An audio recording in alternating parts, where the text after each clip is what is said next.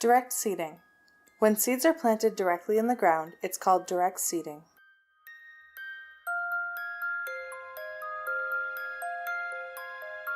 Weeds should be removed and compost or manure should be added to the soil prior to planting. This must be done when the soil is dry, so you should avoid working the soil after heavy rain or when the soil is wet, as this may compact the soil and hinder germination and plant growth.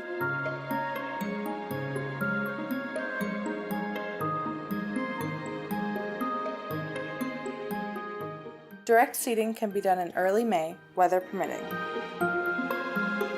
We'll start with frost-resistant species such as carrots, beets, spinach, radishes, mesclun or lettuce, and peas.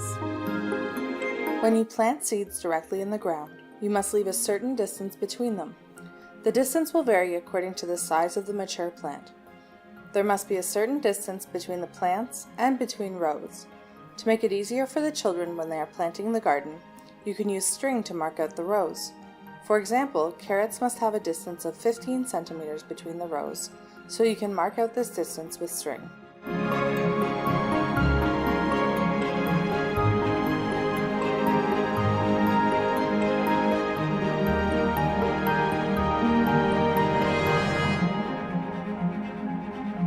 This step may also be done with the children to show them how to calculate the distance between rows.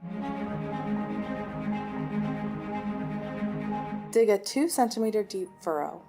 If the furrow is too deep, our seeds might have difficulty growing. If it is not deep enough, the seeds risk drying out at the surface.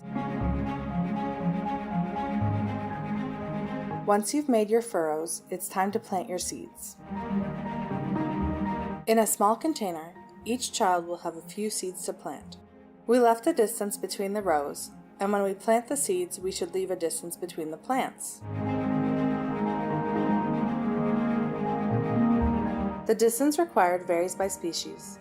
To make this workshop easier, a distance of 1 centimeter between the seeds is sufficient. For most species that can be seeded directly, such as carrots, beets, radishes, and spinach, a distance of 1 centimeter is adequate.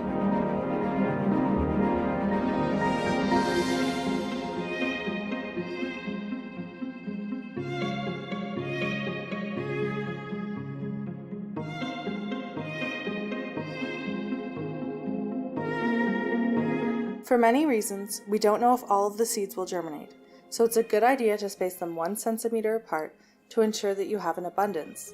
Later, if all the seeds germinate, we can thin out the plants. This means that we will remove plants so that they will be spaced 3 centimeters or 10 centimeters apart, depending on the species.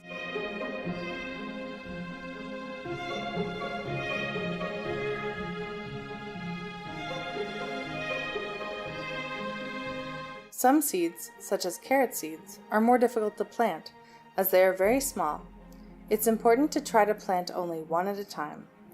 This is not always the case, nor is it easy, but it's important to respect this as much as possible to avoid having too many plants in the same place, which causes plants to compete.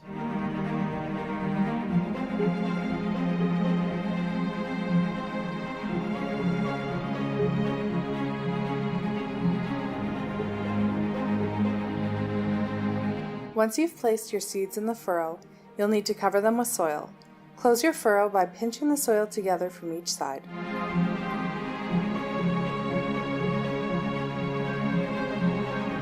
It's important to avoid compressing the soil.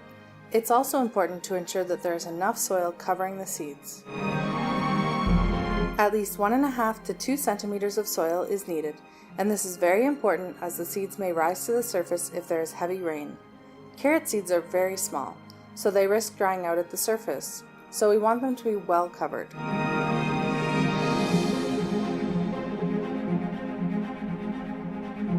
Once the seeds are covered, it's time to identify them. Write the name of the plant sown on a label and place it at the end of your row. The last step is to water the seeds. Use a watering can equipped with a shower spout to water the furrow. This step may seem easy, but there's a special technique. It's important to avoid creating holes while watering, so you should use a constant sweeping motion. Ensure the watering can is always moving. If you water the same spot for too long, it may create a hole in the soil. We don't want this to happen, as the seeds may rise to the surface and float like a little boat.